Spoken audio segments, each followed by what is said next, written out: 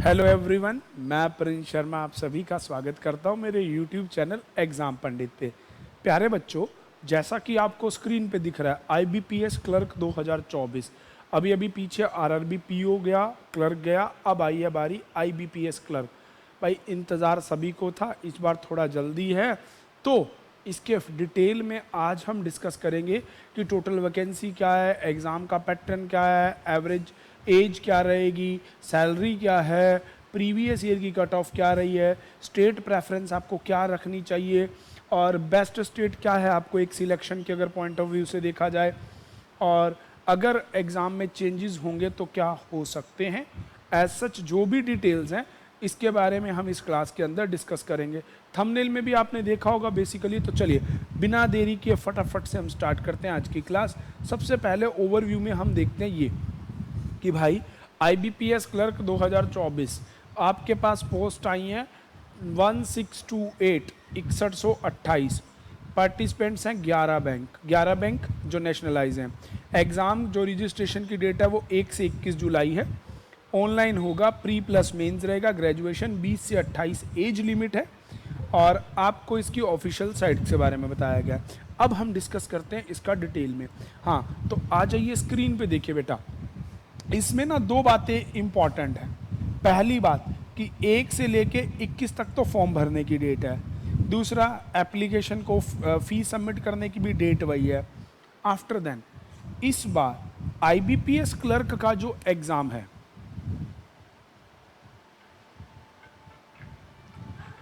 ये pre exam अगस्त के last में कंडक्ट करेंगे।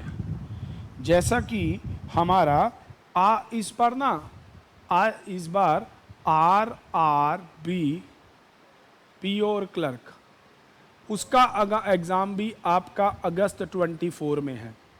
तो इसका एग्ज़ाम भी अगस्त 24 में है। तो एक चीज़ यहाँ ये याद रखना कि अगर आपने वो फॉर्म भरा है ये भी भर दीजिए, क्योंकि बहुत सारे बच्चों के मेरे पास कमेंट आए कि सर क्या उसका फॉर्म भरें और उसका फॉर्म ना भरें, क्योंकि एग्ज़ाम मंथ तो सेम है, डेट क्लैश नहीं होगी।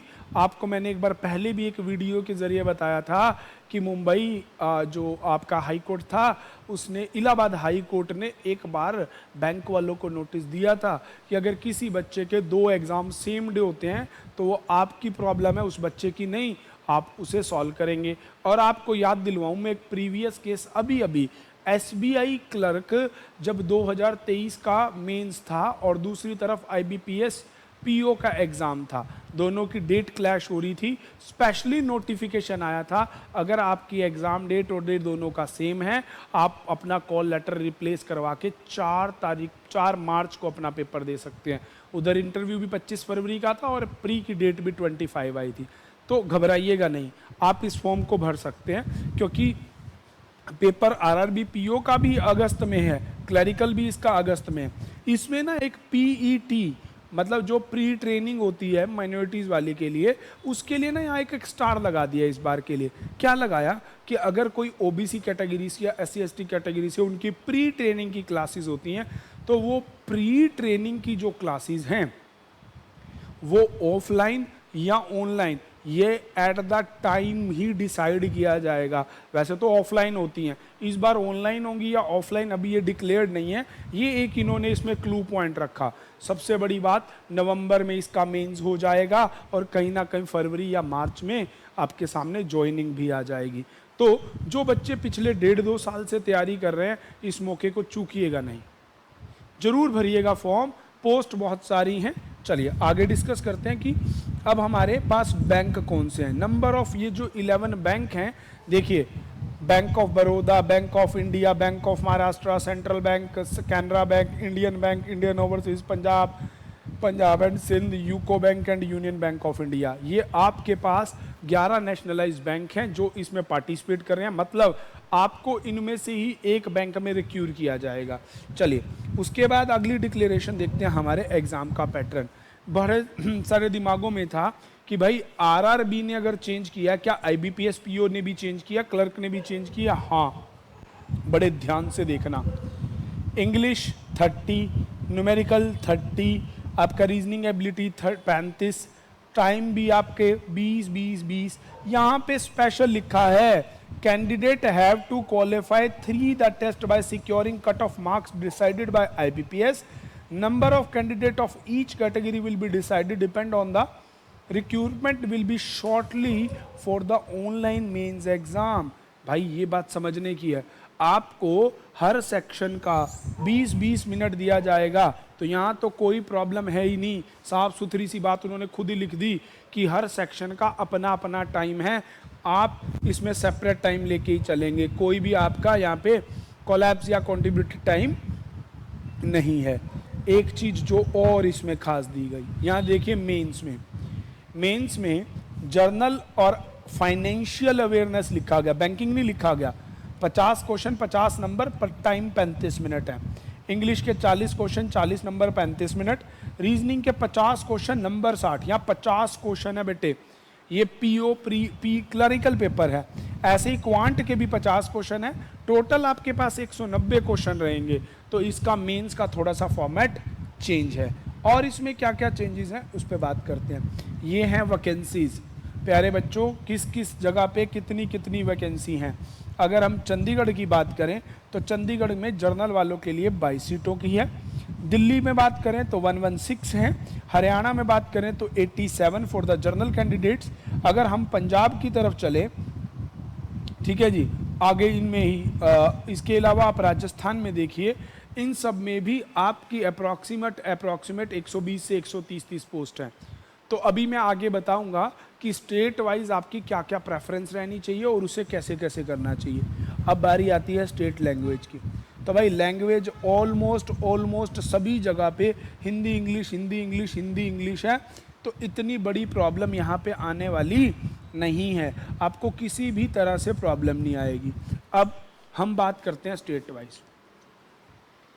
भाई आपकी स्टेट वाइज क्या रहनी चाहिए मेरे अकॉर्डिंग, आप देखिए हरियाणा, दिल्ली, पंजाब, राजस्थान, ये जो कैटेगरी के बच्चे हैं, अगर आप अपनी स्टेट के लिए तैयार करते हैं, देखो होम स्टेट के लिए तो वेल एंड बेस्ट है और इस बार अच्छी खासी वैकेंसी हैं भी, ठीक है जी। अगर आप थोड़ा सा दिल्ली की तरफ देखें तो यहाँ लो है नंबर ऑफ वैकेंसी। हाँ, राजस्थान में अच्छी खासी है। हरियाणा का बच्चा इतना मूव कर जाता है, इतनी मुश्किल नहीं आएगी। पंजाब में भी ठीक ठाक है, तो आप इन दोनों में भी कर सकते हैं। अगर होम स्टेट में करें तो वेल एंड बेस्ट है। दूसरी तरफ अगर दूसरे स्टेट्स के, जैसे आपका वेस्ट बंगाल हो गया, आपका नीचे उधर उस तरफ के जितने भी हैं, वहाँ वाले बच्चे आपस में सराउंडिंग में मूव कर सकते हैं। असम हो गया, इधर से आपका ये वाले एक सेक्शन में आ गए। नीचे चले साउथ की तरफ, गुजरात का कैंडिडेट, एमपी का कैंडिडेट और आपका यूपी का कैंडिडेट, ये आपस में एक जगह हो सकते हैं। अगर आपको अपने स्टेट में लगता है ठीक है, आप वहाँ की उसमें कर पाएंगे। अब कैसे कर पाएंगे, ये सबसे बड़ी बात आती है कट ऑफ पे। अगर हम प्री की 2023 की IBPS क्लर्क की कट ऑफ देखें तो हरियाणा की थी 72.50। ये आउट ऑफ 100 है बच्चों, 80 नहीं है। पंजाब की 69 थी, राजस्थान की 67 थी, यहाँ 275 था, और यूपी की 72 ही थी भाई आउट ऑफ 100। ठीक है, तो हरियाणा यूपी में लगभग सेम थी, पर वहाँ number of vacancy last year कम थे। इस बार state wise number of vacancy भी ज़्यादा हैं। तो अगर हम इस साल के लिए बात करें तो यहाँ पे कट ऑफ 70 हो सकती है, यहाँ भी 70, और ऑलमोस्ट ये भी सेम है। तो अगर आप इधर लोकल एरिया में आपस में होम टाउन से बाहर निकल के कर सकते, तो हरियाणा का कैंडिडेट राजस्थान में मूव कर सकता है, पंजाब में मूव कर सकता है, यूपी में मूव कर सकता है, और यहाँ पे नंबर ऑफ वैकेंसी ठीक है। दिल्ली NCR में अगर आप करना चाहें तो भाई वहाँ ना थोड़ा ऐसा प्रोसेस हो सकता है, कट ऑफ हाई आ सकती है 78 79। अगर आप लास्ट टाइम के तैयारी में हैं तो वहाँ भरना कोई प्रॉब्लम नहीं है, बट अपने स्टेट को प्रेफरेंस पहले देने की रखना। अगर आपका 1% भी स्टेट में नहीं बैठता तो तो कहीं इधर उधर स्टेट में मूव कीजिएगा। अब बारी आती है आज के सबसे इंपॉर्टेंट पॉइंट की कि भाई हमारी स्टैट क्या रहनी चाहिए। तो देखिए, अब बात है समझने की। हम दो कैटेगरी में बच्चे को बांटते हैं। एक तो मान लो ए बैच का बच्चा है जो पिछले 2023 मिड से लेके तैयारी बिठा रहा है। ये बच्चा अगर 2023 मिड से तैयारी बिठा रहा है तो इस बच्चे को 1 ईयर हो गया होगा। तो इस बच्चे को सिर्फ और सिर्फ करना क्या चाहिए? Mock test twice a day. क्योंकि जैसा कि अगस्त है, जुलाई और अगस्त सिर्फ 2 महीने हैं, तो डेली के एक दो मॉक टेस्ट होने ही चाहिए। मॉक से नहीं करना चाहे, अभी लगता है कि मुझे मॉक नहीं करना है, तो सेक्शन टेस्ट से भी शुरू कर सकता है वो बच्चा। तीनों सब्जेक्ट के एक एक सेक्शन टेस्ट मॉर्निंग में, एक एक सेक्शन टेस्ट इवनिंग में लगाए, फिर 15-20 दिन बाद मॉक टेस्ट की तरफ उतर जाए। ये उस बच्चे के लिए जो पिछले 1 ईयर से बेसिक को तैयार कर चुका है। आपको ना इन दोनों टेस्टों को देने से 5 से 7 दिन में अपना स्कोर कार्ड एक फिनिशिंग पे आ जाएगा। मान लो किसी टेस्ट में 50 आते हैं, किसी में 60 आते हैं, किसी में 52, किसी में 54, किसी में 56, तो मतलब ये कैंडिडेट 60 नंबर का स्कोर ला रहा है। 60 के स्कोर पे अगर ये बच्चा खड़ा है तो that means it's good enough, ठीक चल रहा है। इस बच्चे को अगर ये 2 महीने इन चीज़ों को प्रैक्टिस लाए और अगर वो 60 पे आ रहा है तो उसके लैक कहाँ कहाँ पे है, किस किस के अंदर कितनी कितनी उसको प्रॉब्लम आ रही है, समस्या कहाँ कहाँ है, उन टॉपिक के फिर बेसिक को पकड़े। जहाँ पे टाइमिंग ज़्यादा यूज़ कर रहा है उनका दोबारा से basic plus test plus quiz 8 से 10 दिन के अंदर उन्हें कंप्लीट करे, ताकि उसके वो सारे लूप खत्म हो जाएं जहां उसका टाइम वेस्ट हो रहा है। मैं आपको कह रहा हूं, अगर वो टॉपिक प्लस टाइमिंग इन दोनों पे काम कर लेगा तो आप विश्वास मानिए बच्चों, 15 दिन के बाद आपका यही स्कोर कार्ड 60 से 70 में आ जाएगा बड़े आराम से। और अगले महीने की प्रैक्टिस के दौरान आप अपने टारगेट के अंदर आ जाएंगे। अब चलते हैं दूसरी तरफ, बी कैटेगरी कैंडिडेट जिसने 2024 इनिशियली स्टार्ट किया है, अभी उसका कोर्स कंप्लीट हुआ है। इस कैंडिडेट को करना होगा सबसे पहले स्पीड की तैयारी। स्पीड की तैयारी नंबर 1, डेली के क्विज, डेली के टॉपिक टेस्ट,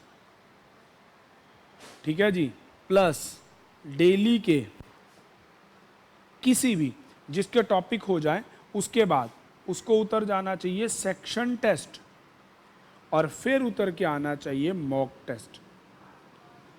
इनिशियली अगर वो बच्चा अभी मॉक टेस्ट लगाएगा ना, वो आएगा 42 पे, मैक्सिमम 45 पे, इससे आगे नहीं आएगा, बिकॉज उसने अभी अभी सब मामला शुरू किया, उसके लिए थोड़ी सी प्रॉब्लम हो सकती है। तो भैया क्विज लगाओ, लाइकवाइज मैथ्स है, सिंप्लीफिकेशन उठाओ, क्विज लगाओ, आपका क्वाड्रेटिक इक्वेशन है, क्विज लगाओ, नंबर सीरीज है, क्विज लगाओ।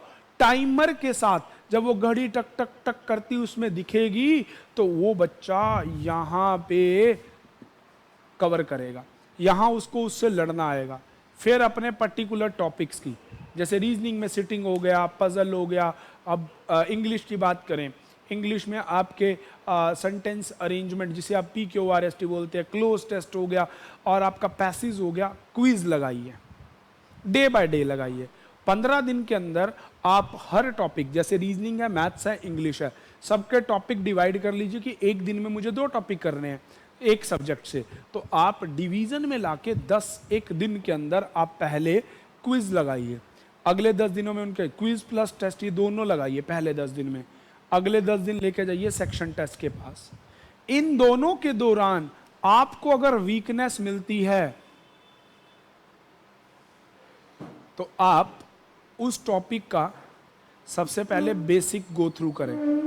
सबसे पहले उस टॉपिक का बिल्कुल बेसिक शुरुआती पढ़िए, फिर उसका टाइमिंग के साथ टेस्ट दीजिए, फिर उसके बाद उस टॉपिक में टाइम कटिंग प्रोसेस सीखिए कि भाई कहाँ कहाँ से टाइम निकाला जाए, कहाँ कहाँ से इस टॉपिक का टाइम मुझे बचाना है, ये सब प्रोसेस ये लगाए।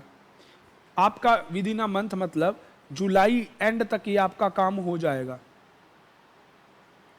फिर वापस यहाँ आ जाए section test plus mock test. ये बच्चा जब जुलाई एंड पे जाएगा तो यहाँ 56 से 60 में आ जाएगा बेशर्त।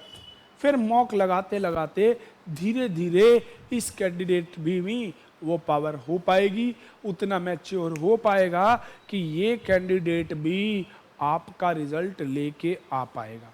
इस कैंडिडेट को भी ज़्यादा प्रॉब्लम नहीं आएगी। बाकी अगर आप रीजनिंग के किसी टॉपिक में अपने आप को वीक फील करते हैं, किसी टॉपिक को आप पढ़ना चाहते हैं, वीडियोस में जाइए। लेक्चर 1 से लेके 147 तक सारे टॉपिक के प्री प्लस मेंस लेवल के क्वेश्चन डिस्कस किए गए हैं, गो थ्रू कीजिए। अभी हर चैप्टर की शुरुआत की 3-4 वीडियो देख के प्री के लिए स्टेबल रहना, पर सिटिंग और पजल पूरा का पूरा ही देखना। वो मेंस लेवल का इतना खास नहीं, सभी प्री लेवल्स के एग्जाम्स, क्या मेंस वाली लास्ट की 3-4 वीडियो होंगी, उन्हें स्किप कर दीजिएगा।